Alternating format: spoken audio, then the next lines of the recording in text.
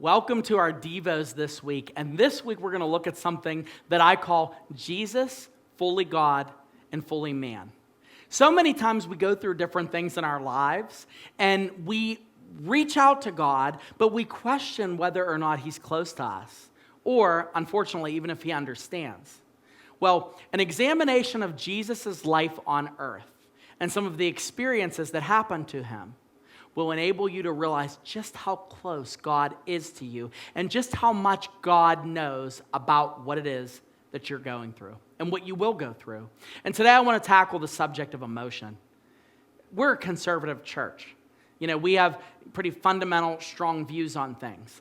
And one of the problems with churches that are strong in this way is we often tend not to talk as much about emotions.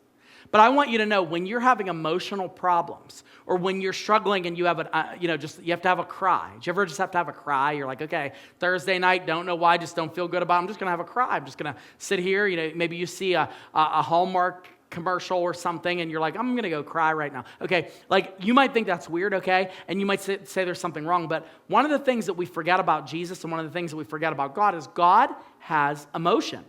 And Jesus, when he was ministering in the body at his period of history when he was on earth, he displayed emotion.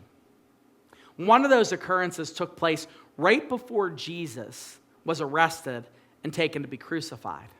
He even tells his disciples. The disciples are there with them, and they're kind of like, I actually sometimes wonder exactly where they were in their thoughts, because Jesus is like prepping them, hey, I'm going to die soon. Hey, I'm going to be leaving soon. And they're like, hey, where are we going next? Are we going to eat somewhere? Like, it's almost like they didn't get it, the memo in this part of the narrative. But there's one passage of Scripture when you think about emotion and when you think about times when you're overwhelmed that you should really draw on when you look at Jesus' life. Let's look at Matthew chapter 26, verse 38.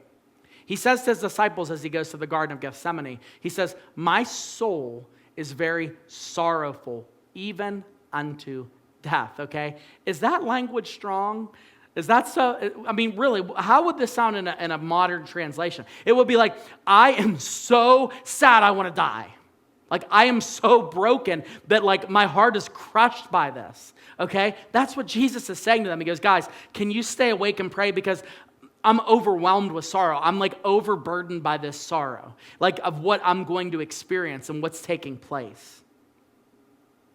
Now, why do I bring this up? Well, I bring this up because sometime in your near future, or maybe now, you are going to go through unimaginable sorrow.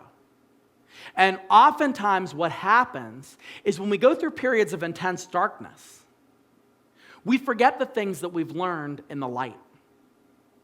And one of the things that we need to remember that we learned in the light is that Jesus knows what sorrow is all about. I mean, really, a deep sorrow. I mean, he was going to be separated from his Father. There's this rub of his humanity coming to a climax of recognizing that his life on earth was coming to a horrific, brutal end. That is sorrow. He's acquainted with it. He was named the man of sorrows. So when you feel alone, I promise you, you're not. When you feel that no one understands you, I promise you, nothing could be further from the truth, because Jesus himself knows exactly every single emotion you have ever experienced, because he experienced them too.